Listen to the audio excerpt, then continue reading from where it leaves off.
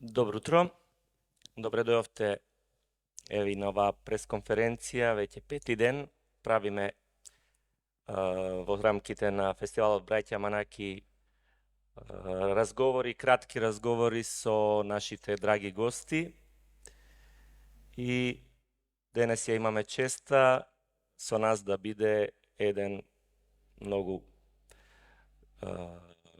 голем и влијателен и многу плоден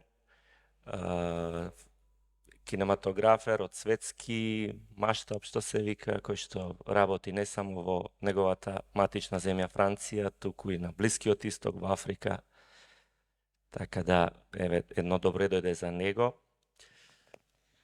Good morning, everybody, and welcome to yet another press conference on the fifth day of our festival. Today, we have the honor to have a very globally renowned guest in the world of cinematographers. And besides working only in France, he also is known for a lot of his works in the Middle East and Africa. So let's welcome Antoine Everelin. Добре дојдовте повторно кај нас. Баш ни е драго и благодариме на нашите партнери, пријатели од Lights, што ни ја возможија средбата со Антуан. Вчера во 15:30 часот во Кино Манаки го видовме филмот Григри, филм од француско-чадска копродукција, за кој што нашиот гостин Антуан ја доби една од главните награди на Канскиот фестивал во 2013, во изданието во 2013, тоа е при Вулкан. Тоа е за технички достигнувања. We thank our friends from Lights for enabling us to have our guests today. Yesterday, we had the screening of his film Gris, for which it is a French-Chad production, and this film was awarded at the Cannes Festival in 2013. It was the highest award for technical assistance of a film. Еве за вас кои што ете може и не го гледа, едно мало подсетување, ова е филм кој што раскажува една, така да кажам, социјална приказна за еден човек кој што се соочува со многу предизвици, вклучително и еден физички недостаток кој што тој се обидува и да го направи во предност. Тој предизвик и целото општество, целото на и криминално и андерграунд нели општество кое што постои во таа земја, некако со сите мора да се вклучи за да го реши еден медицински проблем на неговиот роднина за да собере пари. Можеш пократко. For those who haven't seen the film or who haven't seen the film in a while, let me remind you, it is a film about societal challenges through the story of a young man who is facing a lot of challenges, among which a physical disability, which he's trying to take in his own advantage, and the interesting way of the societal functioning and how all the elements of society have to be included in solving a simple medical issue of a relative of his, about gathering the money for him. So how the underground, the criminal, and all aspects of society have to be involved in this story. Затоа моето прво прашање ќе биде токму за тој филм до Антуан. Може ли да не наврати на снимањето на тој филм, со какви предизвици тогаш се соочи, како успеа од сите тие услови да сними еден прекрасен филм кој што беше награден и многу го виде многу публика во кината, особено во фестивалите. Okay, so my first question is exactly about this movie. Let us get back to the shooting of that movie. What were you facing as challenges at that time, and how did you manage under all those complicated conditions to pull up such a successful, popular, and influential film? Okay. First, thank you. I want to thank the festival and Lates for this great invitation for me. I'm a little impressed. This is my first personal press conference, let's say. Okay, so about Grigri,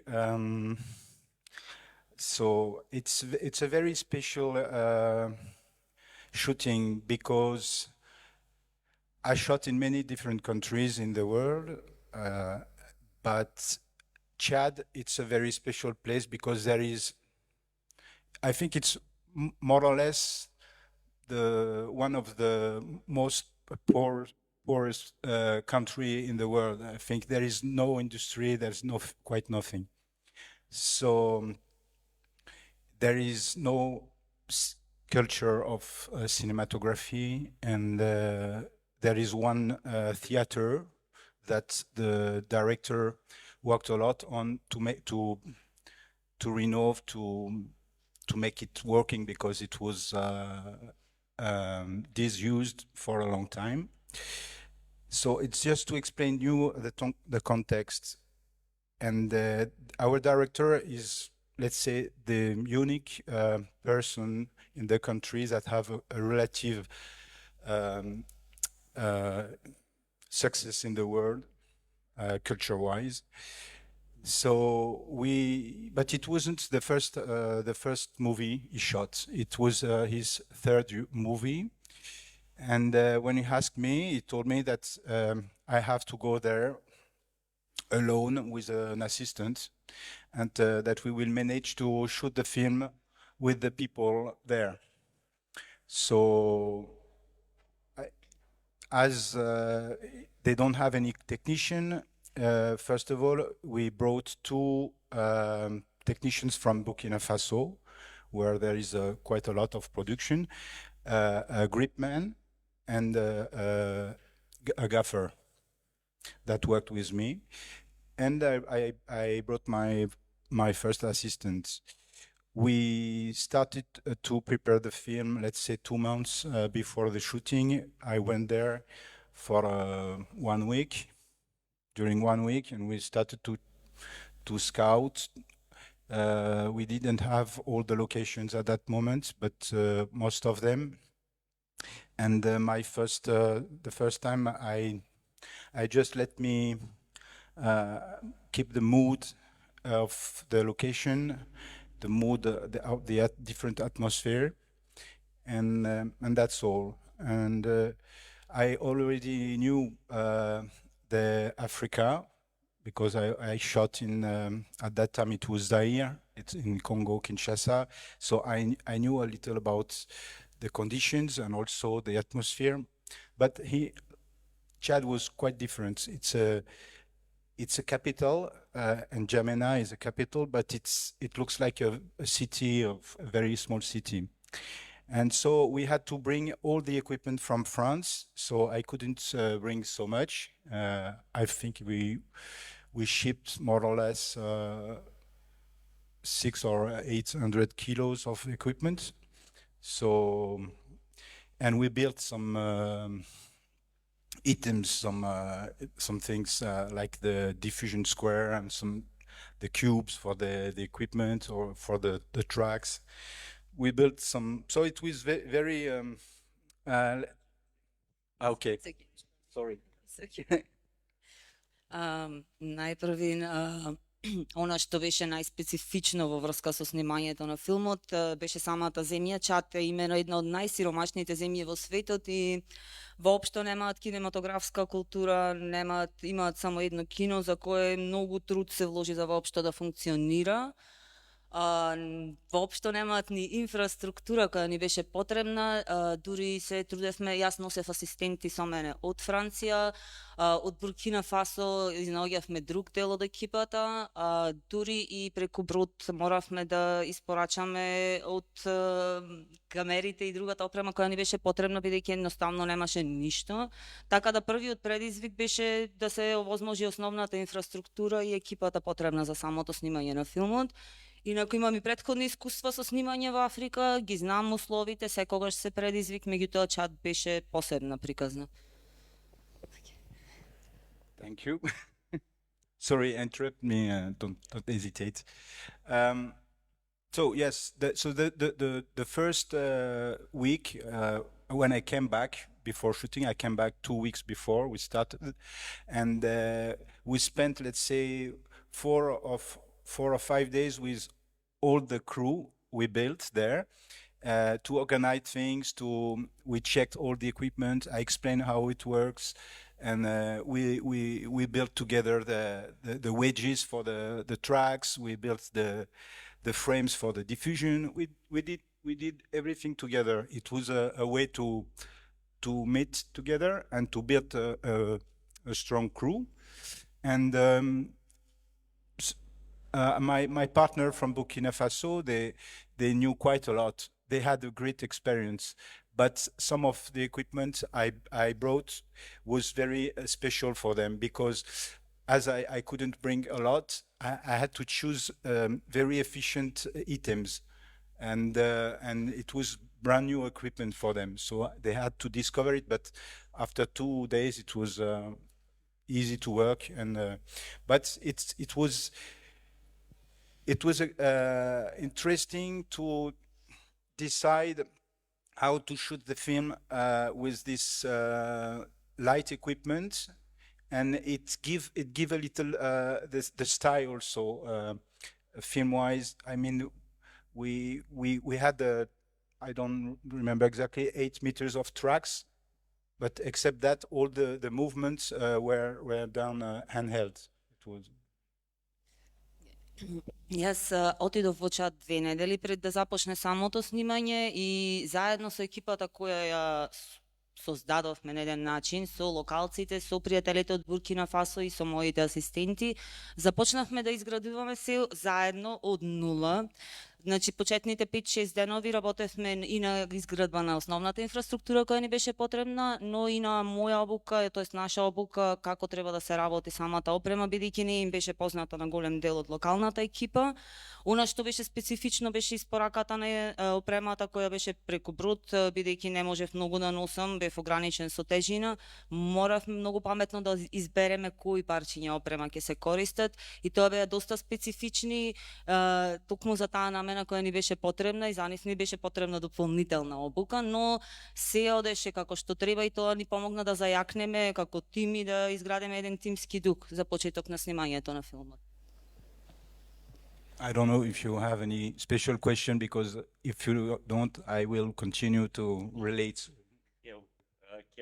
We will leave that for the masterclass. Да, сакам да ве поканам на мастеркласот кој што ќе го одржиме со Антуан во киносалата Кино Манаки.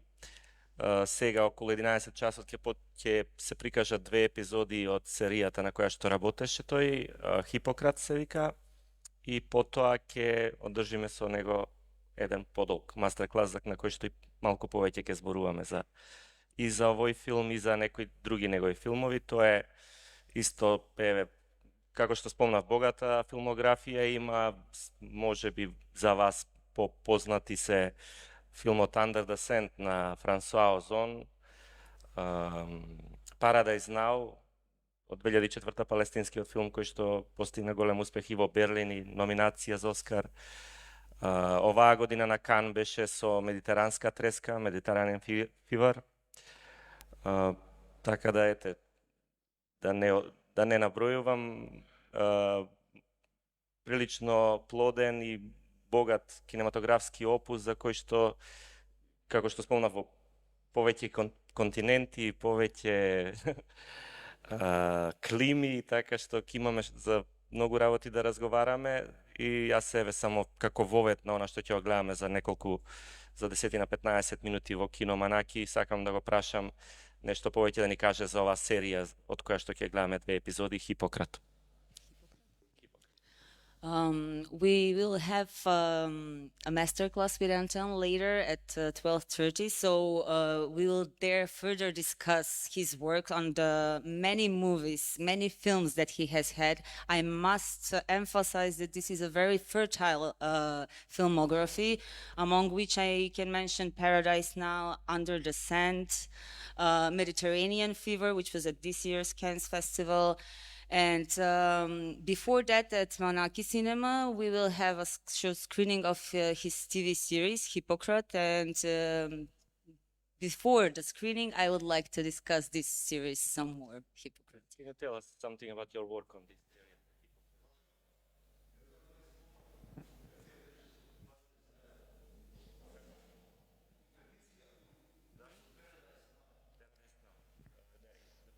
The film Paradise Now was in the competition program in Brothers Manaki. Ah, yes? I didn't know. The selector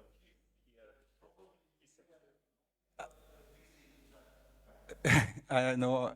Well, at that time, I received a lot of invitation, but I unfortunately I was quite busy. But Paradise Now. It's for me. It's a new start in my career. I have to confess that it was very important for me. Um, first of first of all, because of the human experience with Palestinian people, and also because of the success worldwide, and it opened me quite a lot of opportunity, especially in the Middle East, but also in other parts. It was it was a great experience because we were shooting in war condition, and also with people that never shot any film in their cities or in their country. Let's say a long feature film like that. So because Palestinian from Israel, they have a lot of experience and they have a great cinematography, but inside the territories, there's nothing happen, and people were really happy to welcome us for such a great event for them. We brought work, and they brought us a lot of experience. Uh, experience also about resistance, let's say. Бидејќи веќе напоменавме дека Paradise Now беше дел од надпреварувачката програма на Манаки фестивалот. Тој филм беше нов почеток во мојата кариера, не само поради тоа што ме лансира на Средниот Исток и поради неговиот огромен успех генерално. Она што ми беше посебно интересно беше работата во Палестина со луѓето кои никогаш немале искуство во снимање на филми и нивната специфична култура и ситуација. И покрај она што нам ни е познато, ние таму бевме доста добре дојдени. Луѓето таму ценеа што ние им донесовме работа, тие за возврат нам ни дадоа доста искуство и отпорност.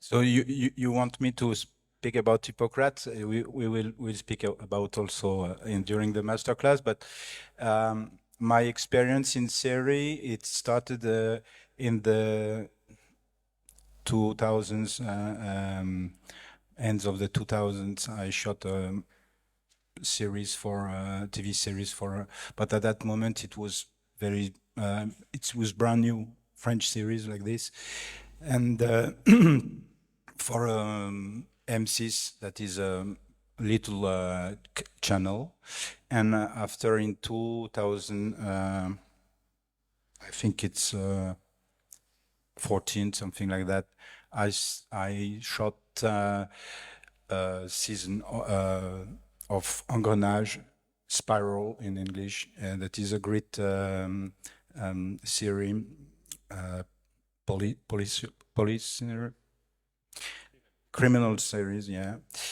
And so it was my first experience on a great series program. And Thomas Lilti, the director of Hippocrates, came to me 4 years ago for that great project.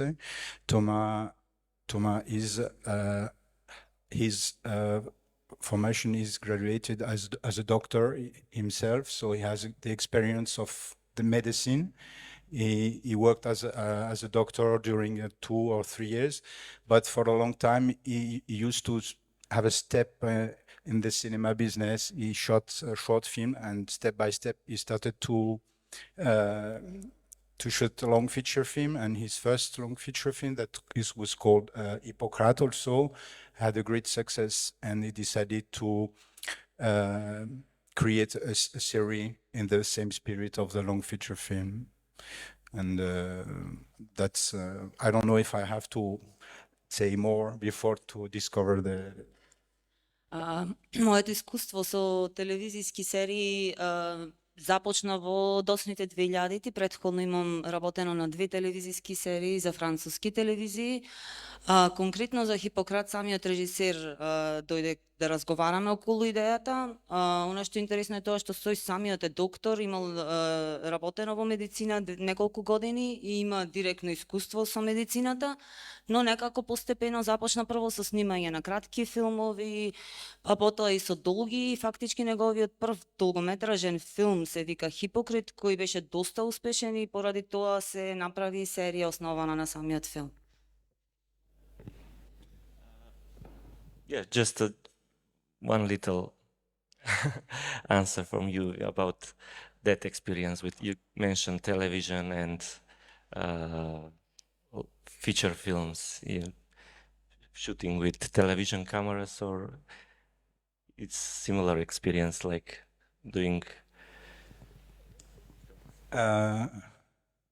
Let's say that according to me, to my work, I consider that it's the same. It's the same job. It's not the same way to do it, but it's the same job. I never built an image thinking that it's for cinema or television, especially now that the people are looking on the huge screen. So for me, it's the same, but the way to practice, the way to build the image, it's completely different because of the necessity of time.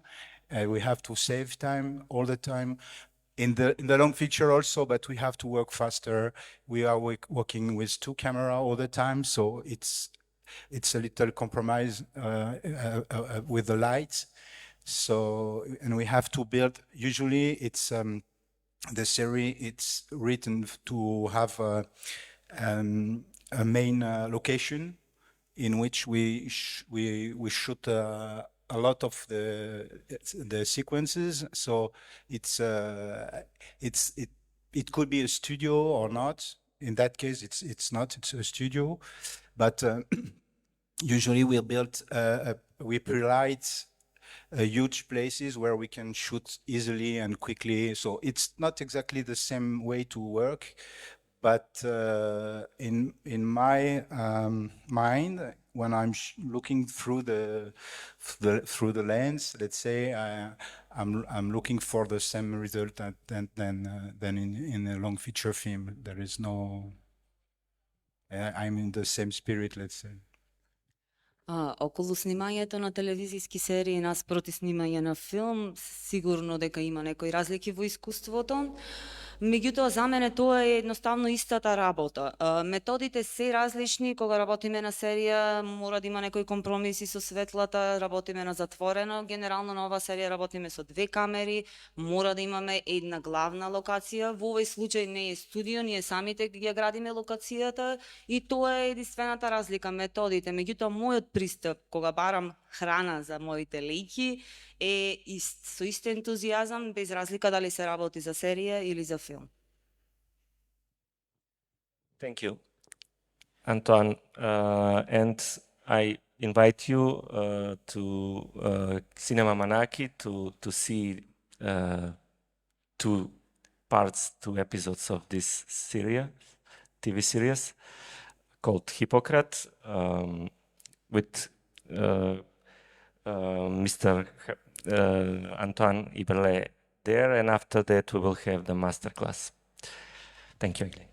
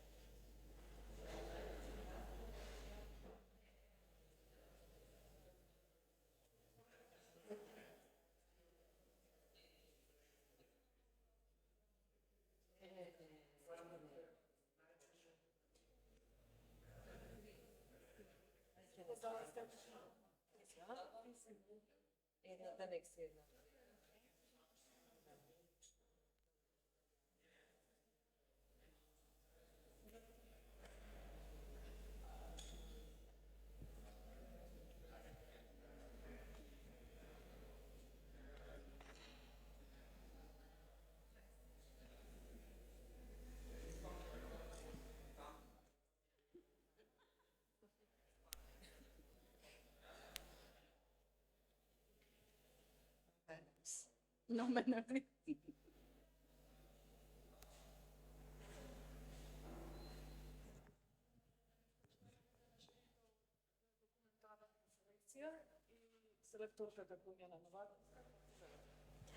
Hvala vi, dobro utro na site.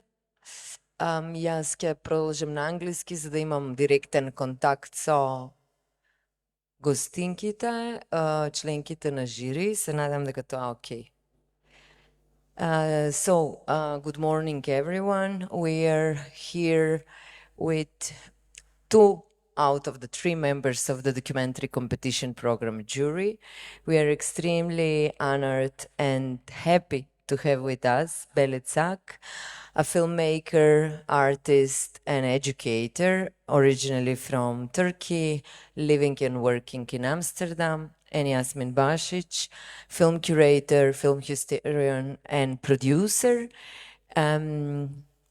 Well, with some regional origins, but born, living, and working in Switzerland, associated with Vison du Réel, the festival of documentary film, one of the best festivals of documentary film in Europe, several other festivals, and many film projects.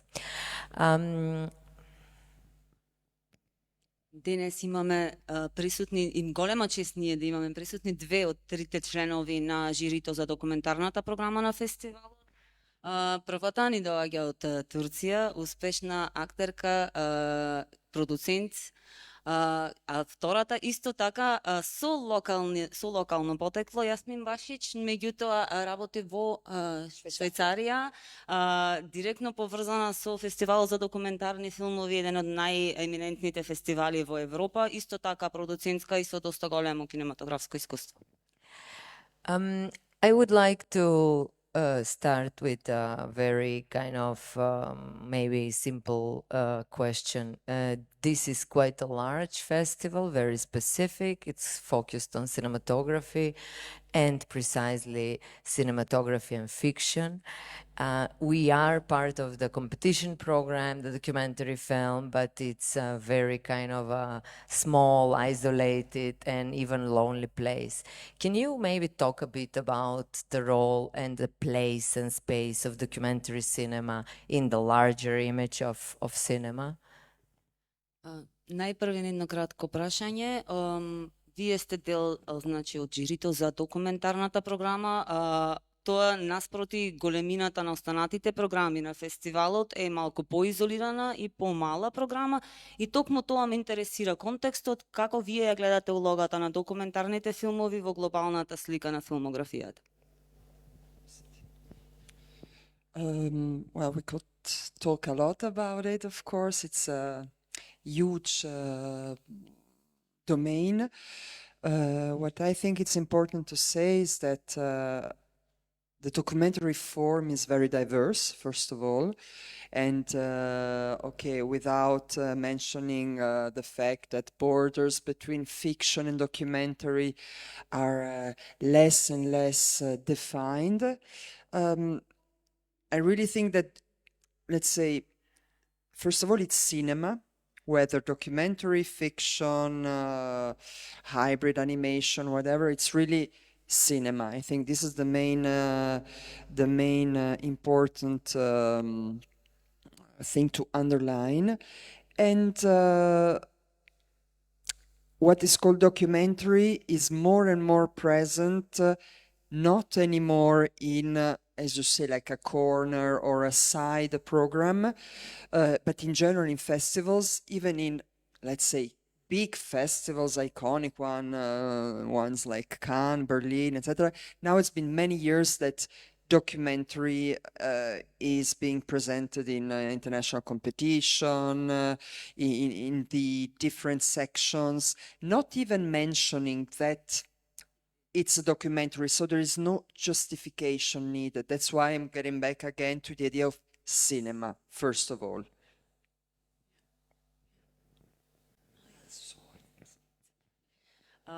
Значи, во последно време морам да нагласам дека самите граници измеѓу она што се смета за документарец наспроти фикција се губат.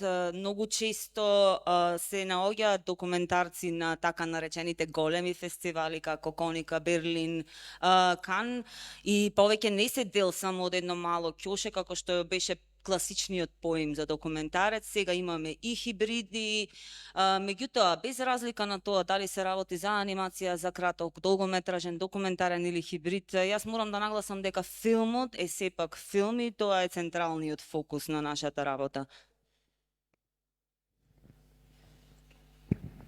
And if I may add,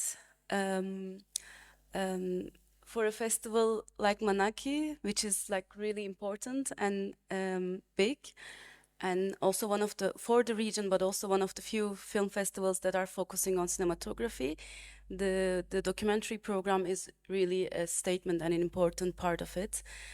Although the borders are very fluid, and that fluidity really celebrates all different genres. Yeah, exactly.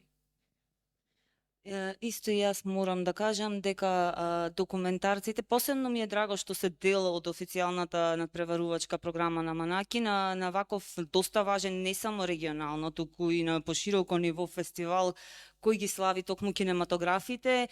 И повторно, иако се флуидни границите, токму таа флуидност може би овозможи баш документарниот филм да се поема на едно повисоко ниво на фестивалите. Thank you. It was really important, I think, to come this from you and to underline it. And maybe the second kind of space that I would like to touch upon is the specificity or non-specificity maybe of the region. This is, we are part of a cultural, even cinematic, I would say, space that is very alive and dynamic, especially in the last 10 to 15 years. Some of the best world creative artistic documentaries are coming from here and heading to Berlin, Cannes, Locarno, A festivals, Venice, and so on. So I would like to understand what do you think about being a film, kind of a part of a film community here in this space, and what can it give to the rest of the world, and how the rest of the world can resonate in this space? Because festivals like this one exist exactly because of this, to create this dialogue between the different film professionals and different film spaces. Моето второ прашање се однесува на специфичноста или неспецифичноста на нашиот регион, кој е и културолошки, но и кинематски како регион доста разновиден, доста жив, динамичен. И токму поради тоа мислам дека меѓу најдобрите и најценетите документарци во последните 10-15 години излегуваат од овие простори. Ме интересира какво е вашето искуство и какво е вашето мислење токму за тоа да се биде дел од еден професионален тим од овој регион, каде што имаме, повторно ќе кажам, доста специфична динамика и на соработка и на комуникација. Well, from my experience, I've been working with films professionals from the area for now many years, and what I can say, it's really fascinating and very relevant. You know, the way cinema as a form of art, of course, tells a lot about society, about history. So it mirrors it, but it mirrors it using a specific language, which is cinematic language, which again can be used in very diverse way. And it's true that I think that what comes from this area, so I mean, which is really again complex and again diverse, and in each country you have so many different voices, but what comes out of it, it's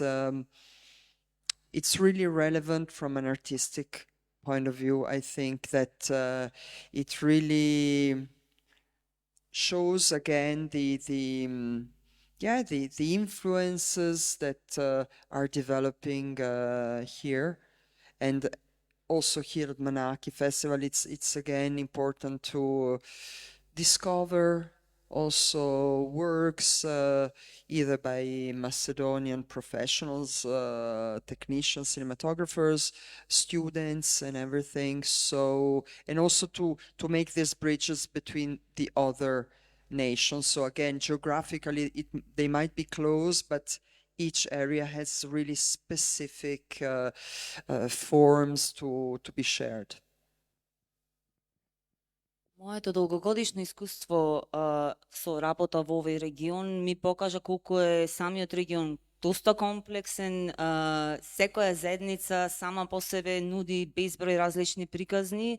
Од артистичка гледна точка регионот е доста плоден со инспирација поради самите општествени културолошки ситуации и токму тоа го дава уникатното рефлектирање на реалноста на овој регион преку филмовите.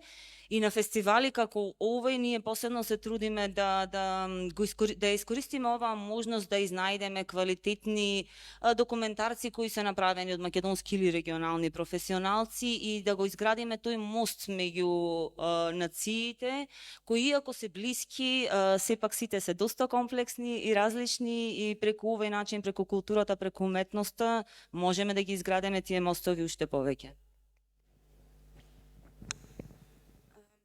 And in addition to that, the voices that come from here and the language, the approaches have been recognized internationally, and they have a really important place. And they have been also like in international big film festivals. These voices, once they're not there, it's missing. The international aspect is missing. It's incomplete in a way.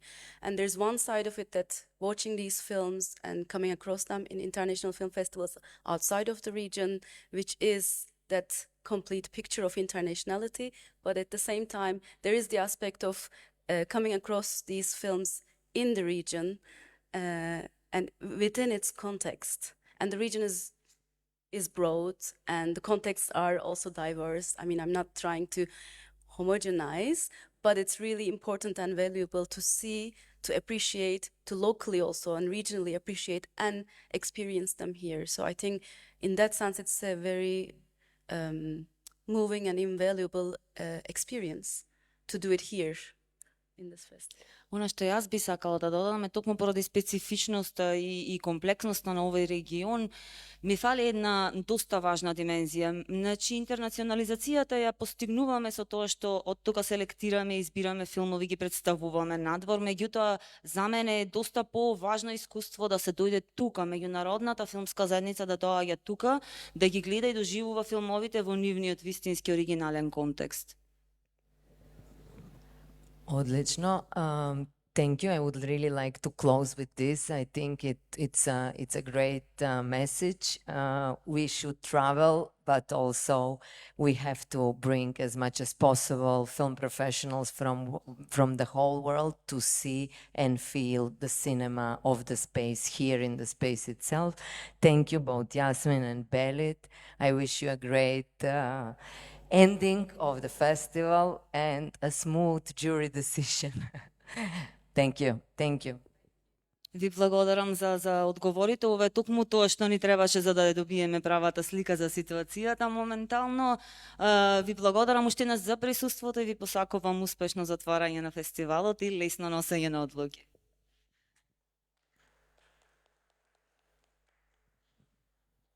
Продолжуваме ние, имаме следна пресконференција со студентска програма.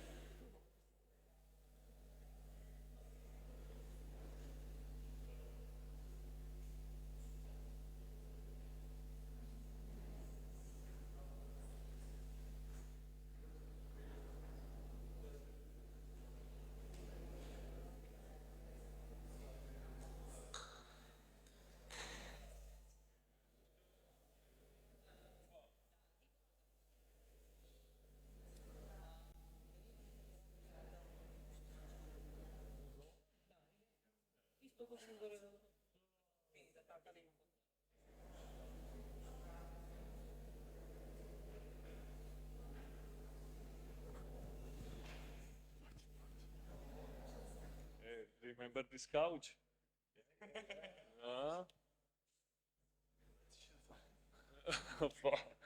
We need to find who will do the casting.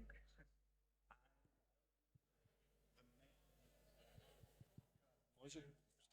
Može, aha, aha.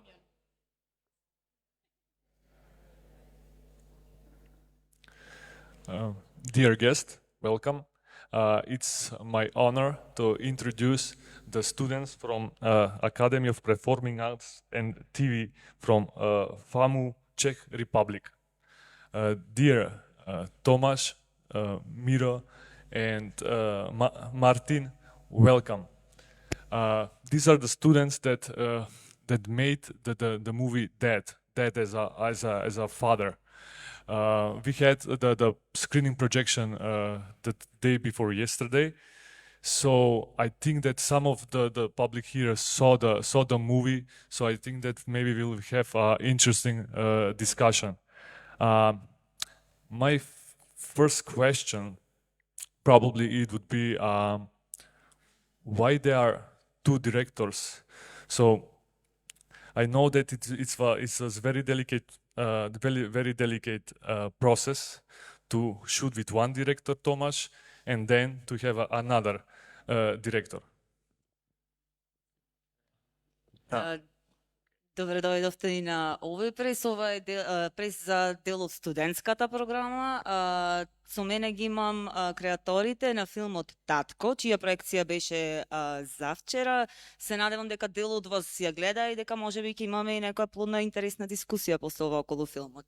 Првото прашање кое сакам да го поставам на гостите, она што мене ми падна во око е дека самиот филм има два режисери и ме интересира толкму тоа искуство. Какво е снимањето со двајца режисери? Доволно е комплицирано да се има еден, па како е да се има два? So, hello, thank you for inviting us. Sorry, am I here? Okay. So, I'm a cinematographer, and if you apply for the study to be cinematographer in Czech Republic, you are forcing to do your own exercise and cooperation films. So the exercises for the cinematographers, basically, they force us to do the directing part for ourselves. But I know that I'm not strong with the directing, so I always inviting the director on my film, on my exercise. And this film is my final film, like a graduation film. And we've been talking with Miro, like 1 year before starting the shooting, and then as any other films past 2 years are really influenced by the COVID situation. So Miro was no longer the student of the FAMU, and she need to go back to Ukraine and only be like a director on remote, as I call it. and I need to ask Martin as my second director to be like on a set director, but we cooperate with Miro. We have like many phone calls and video calls, and on a set video calls that we already solve some problems, some thing that we need to solve together. So we've been working like that, like one director abroad and one director on set. Can you add something, Martin or Mira? Ние со Миро разговаравме околу идејата за филмот пред неколку години, меѓутоа тога се случи ковид пандемијата, што доста не ограничи. Миро заврши со своите студии и мораше да се врати во Украина, така да таа тогаш стана режисер на далечина, како што јас сакав да кажам, и тогаш се обратив кај Мартин, за тој да биде вториот режисер кој ќе биде физички присутен, така да тогаш се создаде таа комбинација. Имавме еден режисер на самото снимање и еден на далечина, меѓутоа со неа доста комунициравме онлайн и решававме многу од проблемите и дилемите кои ги имавме околу снимањето. I just wanted to add that being remote director isn't the good idea. So thank you, Martin, for being my co-creator. Јас само сакам да дополнам дека да се биде режисер на далечина воопшто не е добра идеја, така да благодарам Мартин што пополна за мене. I will just add one thing that it's interesting for me. Okay. Thank you. That actually the film is like about the dad from family from Ukraine, and the dad comes to Czech Republic to work to earn money. And actually Mira shot all the scenes which are happening in the Czech Republic with the dad. And then when she was trapped in Ukraine during COVID, I shot all the things that were like meant to be in Ukraine. So it was like funny. She was on remote, directing Good me. speech. Yeah, telling me what to put in the set design and everything to look like Ukraine. Она што мене ми беше многу интересно во нашата ситуација е тоа што токму Миро ги снимаше сцените кои требаше да бидат во Чешка, додека јас бев во Чешка, а јас си давав неа напатствија како да ги снима другите сцени, и обратно таа мене ми даваше напатствија на далечина како јас да направам сцените во Чешка да изгледаат како да се во Украина, така да тоа беше доста интересно искуство за нас.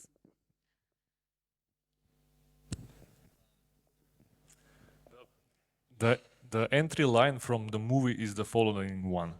Dad, I don't know how much I can say right now, but my biggest fear is that I will forget you. End of quote. How much the internal contemplation of the loss, the fear of forgetting, serves as a main vehicle of narration or only adds to the dramatic horizons to the movie?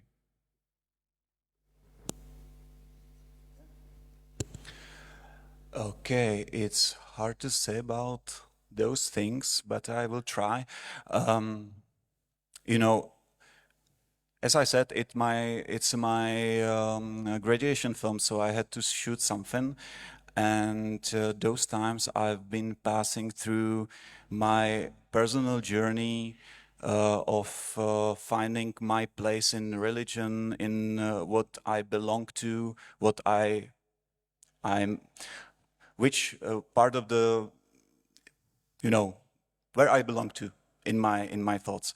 And it just happened those times that Dad passed away, and I realized that, okay, this is it. I'm firstly facing to the death, and also I realized that I am not immortal at all, and I will die as well. And those things I would like to put in this film, as same as with the fear that I already forget. I just remember that stuff of my dad. Just smell something, like I smell his smell, and I can't remember those things no more. And I just feel it. Okay, it's kind of bad, and I need to remind me something. But those times I made this film, and after that it's my personal journey to accept it. That's it how it is. So I think it's good that you know, if you someone lose, and if it's someone who is one of the most important person in your life, it just melted, you know, the face of the man, the face, the things that like a smell, you will lost, but you don't lost the feeling of the person. So I hope that's my answer for this. And I did this film with the thought that, you know, if I have I would like to have a child, and if the child asks me who was his grandfather, I would like to show him the film, and maybe it can transfer something. Прашањето беше околу цитатот. Тато, не знам што повеќе да кажам, освен дека најголем страф ми е дека ќе те заборавам. Колку твојата лична интернализација на чувствата беше главната насока на наративот во филмот. Во периодот кога го снимав филмот, јас воопшто се наоѓав на крстосница во сопствениот живот, се прашував која е смислата, каде се наоѓам во овој свет, и токму во истиот период се погоди да почине и мојот татко. Да, тука се појави мојот страв дека ќе го заборавам, дека личноста која ми значила толку многу со времето ќе се стопи во моите сеќавања, дека ќе го заборавам неговиот мирис и слично, и да, тоа го диригираше наративот во филмот. И токму тоа на еден начин ме теши и ми помага во тие сите прашања на прифаќање и на собствената смртност. Значи тоа мене ме натера да размислам дека јас не сум бесмртен и тоа не чека сите. Меѓутоа филмот помага да го овековечиме човекот кој се плашиме дека ќе го изгубиме, и јас еден ден ако имам дете, кога ќе ме праша како изгледал или кој бил неговиот дедо, ќе можам да му го прикажам токму овој филм. The movie starts with a Vejas tape from your father's wedding and your mother's wedding, and it ends with a shot from you to your father. You are filming your father. So we have a saying in our country, probably it's a universal saying, the apple doesn't fall far from the tree. So how was your dynamic with your father growing up? Did he push you to be a cinematographer? Did your mother doesn't let you because she knows how much heart is your father is absent all the time from home and stuff like that? Kind of funny, because I never would like to be a cinematographer. I always would like to be a pilot of commercial airliners. But somehow it just happened that I was like 17 years old, and I hope that I did not fall in this question too much. But at the beginning of the film, there is a shot of wedding of my dad and my mother, but I didn't shot it. It's a memory on some videotape. But then there are 2 shots on Betacam, and it's actually my first shots at all. I was 17 years old. My father used to be a cinematographer in local TV in Liberec, my hometown in Czech Republic, Northern Bohemia. And I forced him to, because I remember from my childhood that the Betacam is like a huge machine, and I was so proud that my dad operates it. And I forced him to, hey Dad, can you turn it on and I will maybe shoot something. And he finally one day turned it on, and I put the cassette in. I didn't know that it's actually rolling the camera, but I didn't see the tail light. I didn't see anything. But I take something. I didn't know that it's rolling. And after Dad passed away, I just take this videotape and put it in a video cassette player, and realized that I have a shots of my dad. So I used these shots like, you know, when I was realizing that I would like to be a cinematographer.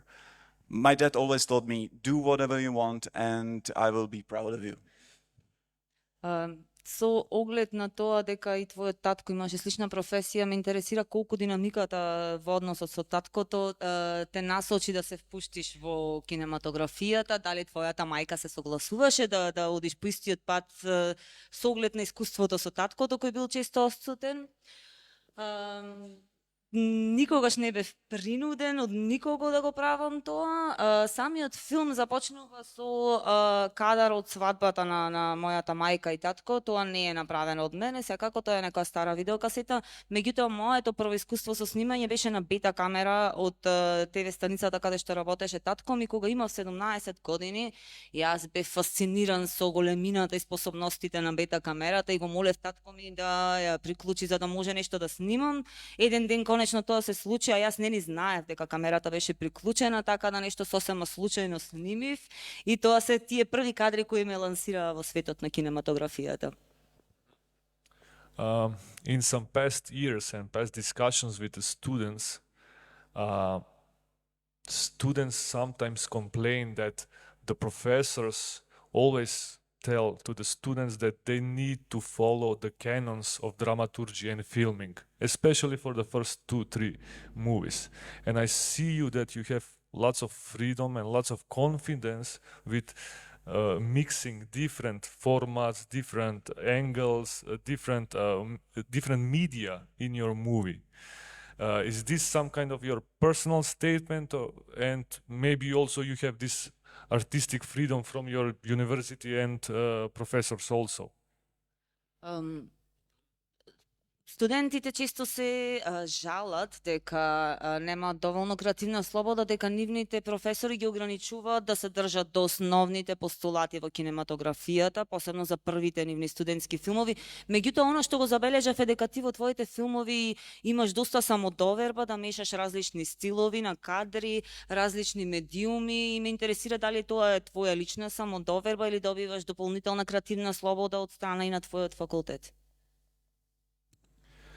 Okay, I think that I can't complain, FAMU, of anything. I really enjoyed those 5 years of study.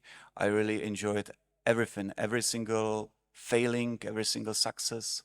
I really enjoyed, and I'm really appreciate it. I would like to have another experience in my life, and I think that we have kind of freedom, but there are always exceptions. Is it the word? Exceptions.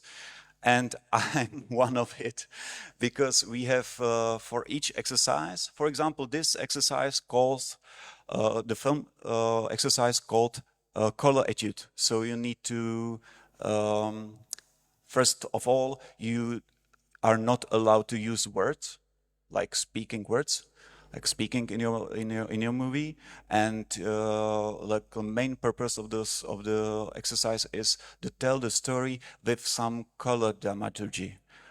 So that's the meaning of the exercise, and it has some rules that I need to obey. First of all, shoot on 35, then it has to be 5 minutes long, and it has to be like 3 acts of story. And I didn't pass any of the rule. For example, it's 15 minutes long, and there are some parts on Betacam. There are some parts that I do still photographs. So I always try to shoot it, and then try to resist the pressure if it's bad, and the professor told me that I need to get rid of it, for example, from 15 minutes to cut it down to 5 minutes, I need to follow it. If I didn't follow this, I will be fired from the school. And there are many occasions that this happened. So that some student was fired because he didn't obey the rules. But I think that we have a lot of freedoms, and I really enjoy it. And my professor really helped me. And but I said because I said this because I'm a cinematographer. I can't speak in a position of a director, because on directing part of the FAMU, there are kind of different positions, and Miro and Martin could answer that. Моето искуство со мојот факултет е прекрасно, би сакал да се повтори и успесите и падовите целосно ги доживував со полни гради. Конкретно за овој филм беше дел од задача во која ни беше забрането да користиме било каков диалог и поентата беше да се прикаже приказната преку бои. Генералната насока јас ја испочитував, меѓутоа поконкретните правила беа да филмот да биде снимен на 35 мм камера, да не е подолго од 5 минути, и јас не испочитував ништо од тоа, така да тука постоеше можност да бидам викнат кај професорот. Ако добиев насоки да го скратам филмот, ќе го направев тоа, ќе мораше да ги следам тие правила, бидејќи можев да бидам испишан од факултетот. Претходно имало такви случаи, но за моја среќа тоа не се случи. Јас морам да нагласам дека јас зборувам само за мојот оддел од факултетот, тоа е за режисерство, а за режисерство може да говорат другите двајца гости доколку сакаат.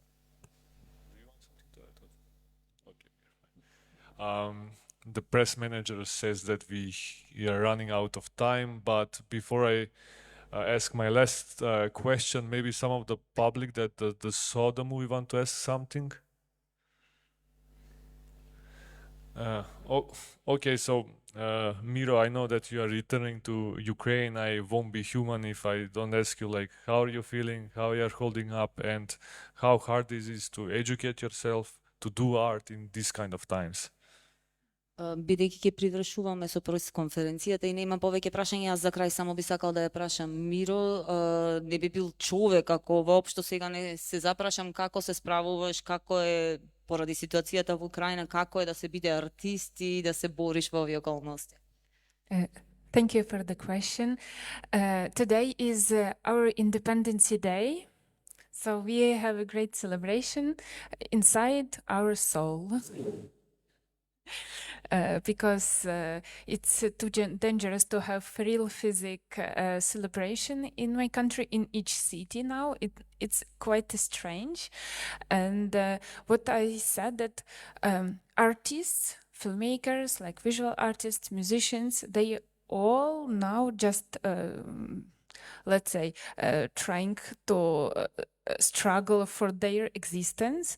We don't have any support from our, for example, Minister of Culture.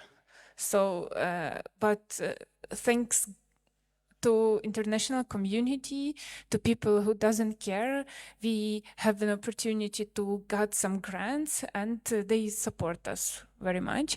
And what about filmmaking? Like fictional filmmaking is stopped, or how to say, quite like.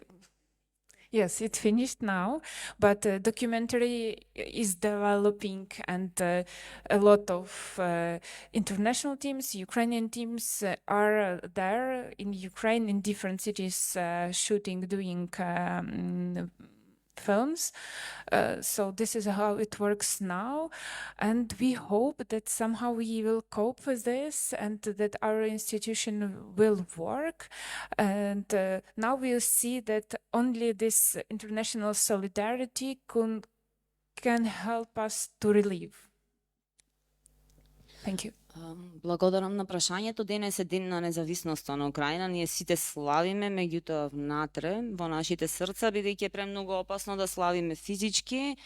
Да, тоа е многу чудна ситуација за нас, што се однесува конкретно за артистите, за кинематографите, за сите луѓе во филмската индустрија. Ситуацијата е катастрофална, се бориме. Немаме никаква локална помош од Министерството за култура. Единствено на што можеме да се потприме меѓународната солидарност и уметничката заедница преку познанства, преку комуникација кои ни даваат поддршка. Морам да кажам дека снимањето на фикција е целосно престанато со оглед на околностите, меѓутоа има доста сниматели, продуценти, режисери и од меѓународната заедница, меѓутоа и од Украина, кои моментално на многу локации снимаат документарци. Miro, Tomas, and Martin, thank you for being here. I hope you will enjoy the festival, you will enjoy the city, and I hope we do this kind of discussion for the main competition program in next few years. Ви благодарам за присуството.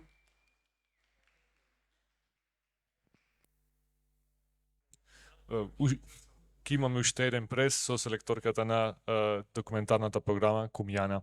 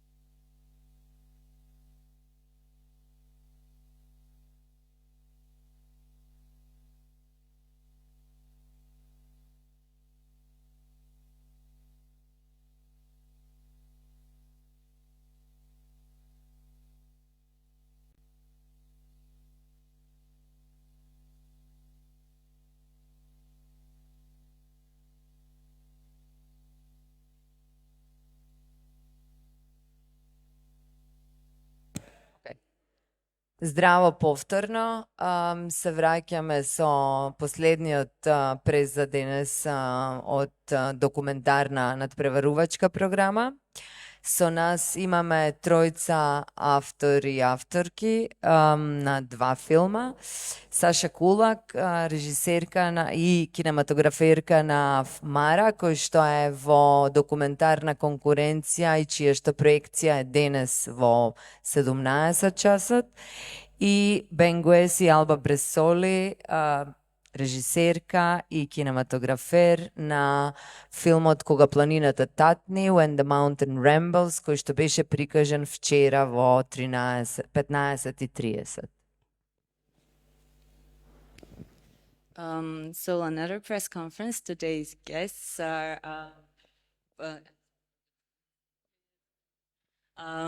her projection, her screening was last night, and No, it's today at 5. today, okay, at 5 o'clock at Manaki Cinema. Yes. Okay, and last night's screening was from Yes. film. The name When Mountain When Rambles. Mountain Trembles. Okay. I know that we are usually used to have separate press conferences, but we decided to go together also in a kind of a statement. I think it's very important for the filmmakers sharing language and also literally works in this case. It's important to exchange and to kind of create dialogues as part of their work. The three of you didn't meet at this festival. You know each other, you have collaborated, and maybe we can start by this. What does it mean for relatively new authors? And I say new not in terms of age, but also in terms of experimentation of language and form and so on. What does it mean to be able to be mobile and to be sharing experiences and collaborating with filmmakers that often do not share your social cultural background, but share something else, something much more important or more challenging maybe than this? Она што сакам да го прашам за почеток е Сметам дека иако имаме доста пресконференции, многу е важно ова затоа што сакаме да слушнеме од сите филмски работници за нивните пристапи, да имаме директна комуникација и токму затоа вие тројца ми сте посебен пример и сакам да ве запрашам какво е искуството како млади, значи не само по возраст, туку и по искуство млади филмски работници, какво е искуството да се работи, да се биде мобилен, да се има соработка преку која добивате и различни културолошки, обштествени и технички информации и искуства.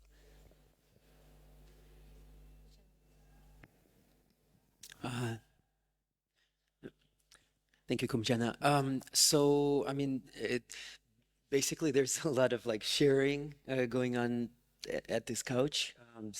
Sasha and I met in 2016 at a film festival in Mexico where Sasha was showing a previous film of hers, Salamanca, and the cinematography just blew me away. And I guess it was like a cinematography that really spoke to me, and to me, I felt it was very fresh and new. And I said, I said, Sasha, like I'm a big fan. I guess the organizers introduced us and said, "Oh, Ben has been kind of obsessed about the cinematography in this film." And I remember we were at a party. Actually, the first night that we met, heavy drinking, tequila, and then the next morning, in a little bit of a cloudy state, we actually went to a small ghost town to work on a short film I was making, and you were, and it was in Mexico. Then we collaborated on a feature film that premiered in Visions de Uriel in 2018, and I feel like I also learned a lot from your style and the experiences that we both had, kind of developing ideas and techniques, which I then passed on to the film we made with Elba, which premiered this year.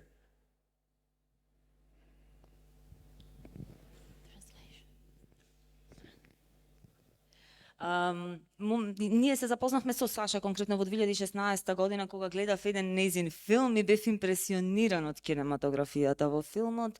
Не запозна еден заеднички колега и по целоноќна забава со доста пиење наредниот ден во мамурно состојба разговаравме повеќе околу филмовите и заминавме на снимање на мој краток филм исто во Мексико.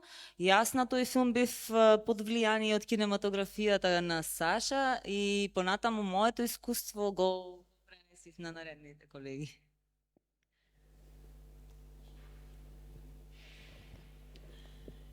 No, I think I need a new question. You need a new question? No, well, the idea of a collaboration in documentary cinema is very important. But I mean, also in your case, it's, how to say, you work in different spaces and you change spaces and landscapes very often. So maybe we can discuss this aspect of your work. And I think it's very important to underline that you are a filmmaker that is behind each of the devices in her works sometimes, and sometimes collaborates. You are doing in this film that we are screening at Manaki, you're both the cinematographer and the director, and I guess also in certain occasions sound recordist and so on. So for me it's very interesting to also discuss a bit about this aspect of documentary cinema. We have to know how to make all of the jobs, and we have to be ready for each of the situations. Can you talk a bit about this? Yeah, sure. Actually, like talking about collaborations, I love to collaborate because you have a dialogue and you learn a lot from like the person with whom you collaborate. But yeah, for example, about the film which will be screened tonight, I was kind of like the only person who was in charge of everything, the camera, the sound, and then decisions to during the editing, because kind of like it was not possible to do like in another way. because the film was shot during protests in Belarus in 2020, and there were no time to think, to look for like other collaborators. So like in terms of like limitation and like how urgent it was to make it that moment, I think it's what kind of like led to make this film without any other collaborators, co-directors, and it's like actually it's like my debut film as a solo director.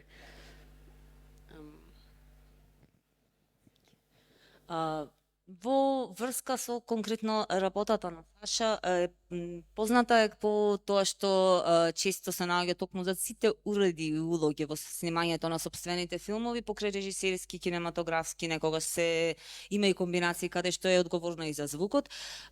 По-конкретно, моето чувство, одговорот на Саша, моето чувство за снимањето со соработка, односно за соработката меѓу кинематографите и филмските работници генерално е дека јас многу сакам да соработувам. Тоа е едно искуство, плюс секогаш учиме нешто ново, меѓуседно без разлика дали е колегата поискусен, понеискусен, имаме различни културолошки позадини и слично. Меѓутоа, конкретно за филмот кој ќе се проектира денес, морам да нагласам дека да, јас самата бев одговорна за се. Меѓутоа, итноста на ситуацијата, да снимам за време на протестите во Белорусија, итноста на ситуацијата налагаше јас што побрзо да реагирам и едноставно така се случи да филмот биде токму само мое дело. Yeah, and I think it would be great to share a bit more on the film itself this afternoon with the audience, and I will move to Alba. Alba, you come from the context of Barcelona and Spain and the kind of country which is maybe one of the most hit by the neoliberal wave of dissolving, let's say, the old and the new, and taking over not only, how to say, nature, landscape, and so on, but also ways of making films. Despite of this, there are few places and spaces that are still devoted to slow cinema, to cinema of the process, and so on, as the masters that you just graduated from, and the film that you are here with is probably connected with this. And for me, it's very interesting that the film itself also handles all of these aspects in a way.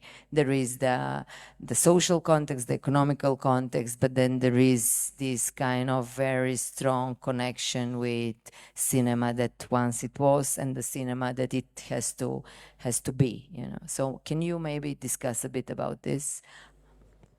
I'm sorry if it's too much for morning, huh? Yeah, that's a big question. So yeah, the place where I'm coming, I had been always curious about the history we had recently, like the Civil War, the Franco time, and this was somehow ignored, like through, like since I was born, and even like very kept in silence by my grandma and my grandfather. Even they were living this period, and so when I found this place and I met the brothers, I understood there was like times colliding and cohabitating, because you can still like see in our times the consequences of the Franco dictatorship. So there is this, in the case of the short, this artificial lake that it's still like a construction, as many other artificial lakes that I have around my place where I was born. And so this lake was a symbol of the past, as well as the abandoned town where the brothers live.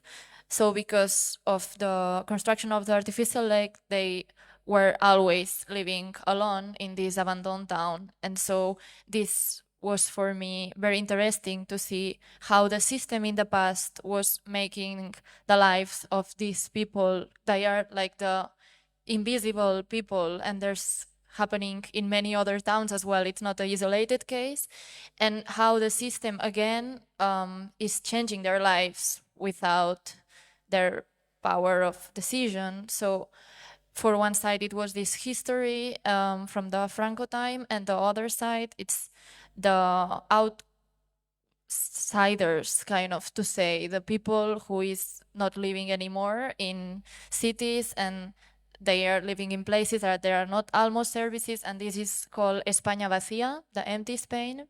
And just now it's starting to become a topic, like the rural areas are in Spain, as you can see in Alcaraz too, like these rural places where something is still missing. There's still this void, and yeah, this was very interesting for me. And yeah, about, like, link it with the first question you had about collaboration, it was thanks to the master that I could kind of reflect on that.